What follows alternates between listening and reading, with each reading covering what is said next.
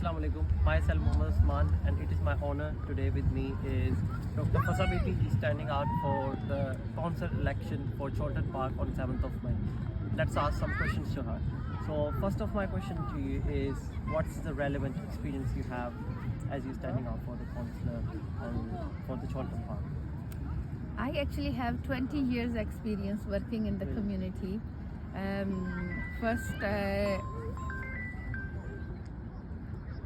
एक मिनट ठहर जा होती है वो मुझे मेरी समझ में नहीं आती.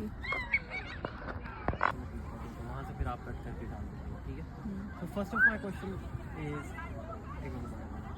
so my first question to every person who is standing out for a council and to you as well. So what's your relevant experience regarding if you're standing out for a council in the election? The main thing is when somebody stand for the councillors election, that they have to consider the local issues, and their duty as a councillor is to resolve the issues as much as they can and raise the issues in the council and in the higher level. So considering this the responsibilities and role, I have 20 years of experience working with the community. Since even before that, because I have a special needs child, and when I used to go to the special needs school, the Birches, we used to do the activities and we arranged the coffee morning there, and I used to support people in many relevant ways, like there are a couple of ladies, they have issues with their immigration. And I helped them. I even went in the court to support them, and alhamdulillah we managed to get their stay. And other than that, some people have issue with the benefits. I supported them in struggling. And there are many other issues I used to do, and then after that I realized that I should do in a proper legal way. Then I registered a charity since so you can 2014. just help more people, to help. And now we're doing homeless feed in town center in Manchester Piccadilly Garden since 2010. We never missed a day, whether the temperature is 7 days a week. 2 days a week. Okay, so you were consistent with that. For last how many years? 2010, so 16 years. Oh, I really appreciate that. 16 years experience of even when there was a COVID, when there was other issues like knife attacks near us, and there's too many things are going on, but we were still there in minus temperature, in a hot weather, whatever the situation is, we were there to support homeless people. So you were consistent all the time. So as far as you discuss about the local issues, there's one local issue I consider as a young generation issue. The young generation is facing is the housing is so expensive nowadays. If you compare it to last like 10-15 years, housing is too expensive. Do you help the young generation in any way for them to buy houses at cheaper prices, or somehow negotiate with the banks to reduce their mortgages or something like that? Hi, how are you? So really appreciate your answer. As far as the local issues concerned, you just discussed about the local issues. So one local issue is housing prices nowadays. So what do you think is your responsibility as a councillor when it comes to housing prices? I think it's very important to raise these issues in the council and in the higher level as much as we can, to request them to build more houses, because that's the only solution we have. I think if they can build more flats, more houses, then that issue could be easily resolved. And this is not only the council's responsibility, this is also the responsibility of the social housing and housing associations, and also the public, the people who are well off. They can build the houses, and that they can also generate more income. But the bigger thing is that they can resolve this bigger issue.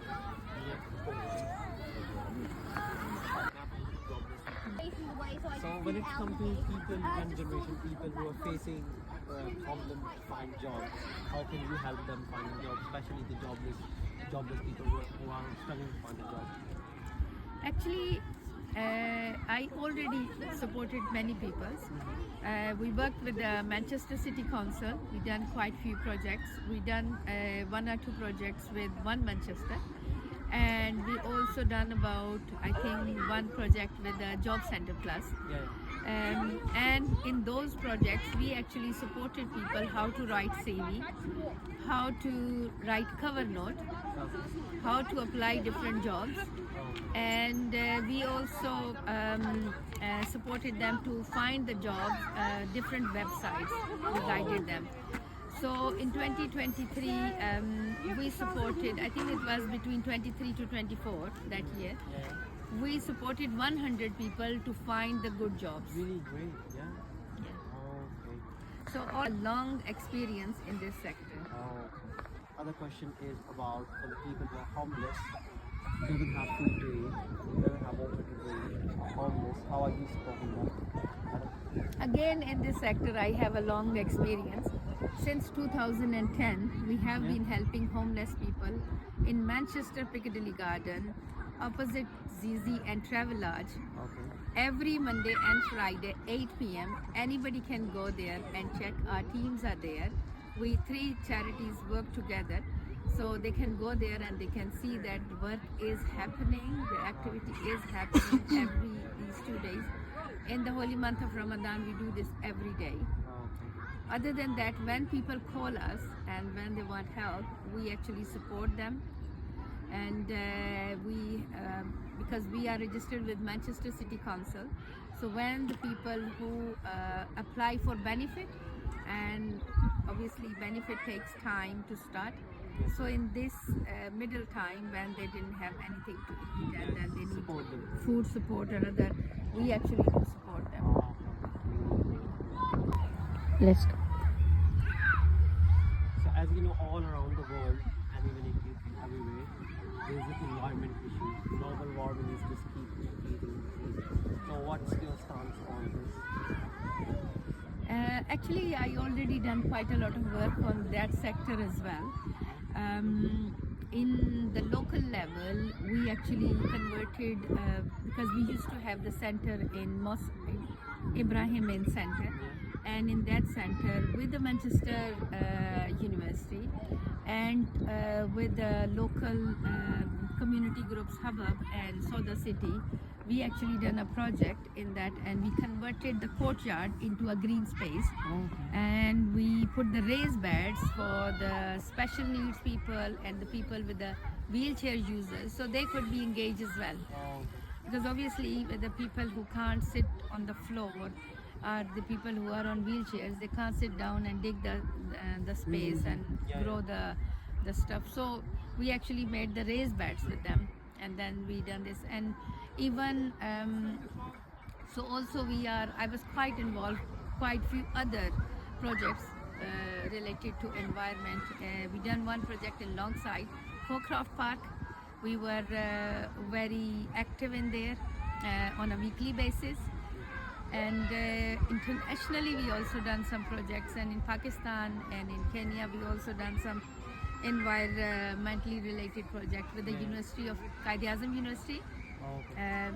One of the department, the children's joined me, and then we actually donated over 100 big plants, not the small ones, the trees actually, grown trees, so they are more sustainable, and it's easy, like this size of trees we donated. 100 trees. 100 trees. 100 trees for the University of Quaid-e-Azam University, Islamabad. And we also done quite a lot of projects, environmental projects in a few other places. Below 18, 20, who are immature, and mostly, in college. So my next question is regarding the teenage kids, the Gen Z especially, which are like below 18, 20, who are really involved in drugs, vapes, smoking. So how do you help them to just get out from this, or do you provide any sort of environmental thing or any teamwork or something like that, so they can just improve their lives and get off these drugs, smoking, vape? Actually, the teenagers have a lot of energy, Yeah. and obviously, when they have a lot of energy, they wanted to utilize it. Yeah. Especially the games they play, online games the children play, and on their phones or on their laptops or devices, Yeah. they make them even more hyper. Oh, okay. When the children are very hyper, they need to do something. But if when they don't have a proper activities, their energy and their thoughts are converted into the other stuff. They're which utilizing is in the not wrong way. utilizing in a wrong way. Is we have a youth club, and in our youth club we provide activities, we provide day outs. We have sometime they come together and do artwork. They do some digital research work, social media activities. We also provide them a lot of different activities, and like we took hiking groups Yeah. Yeah. once a year or twice a year. We take the hiking groups. So when the children, we provide them the good activities, then rather than doing the bad things or in a wrong way, they can start doing the good So things they just start. So you just help them to utilize their energy in the right in path. a right path. Oh, okay, really great. Really appreciate that.